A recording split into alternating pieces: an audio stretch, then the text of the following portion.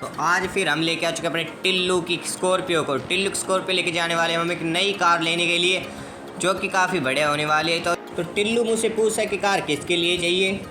तो मैं टिल्लू को बताता हूँ कि मुझे अपनी एक फैमिली के लिए चाहिए एक बढ़िया सी कार।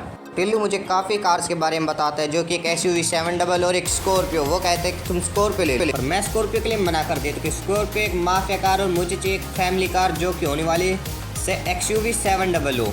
फिर हम बिलिंग करवा के XUV के लेके चल देते हैं और स्कॉर्पियो को देते हैं टिल्लू को ले जाने के लिए। तो स्कॉर्पियो लेके अपने टिल्लू अपने घर पे चला जाता है और हम भी अपनी XUV के लेके अपने घर पे आ जाते हैं। और तभी रास्ते में हमारा एक ट्रक के साथ एक्सीडेंट हो जाता है, जिसमें हमारी कार को काफ़ी डैमेज होता है।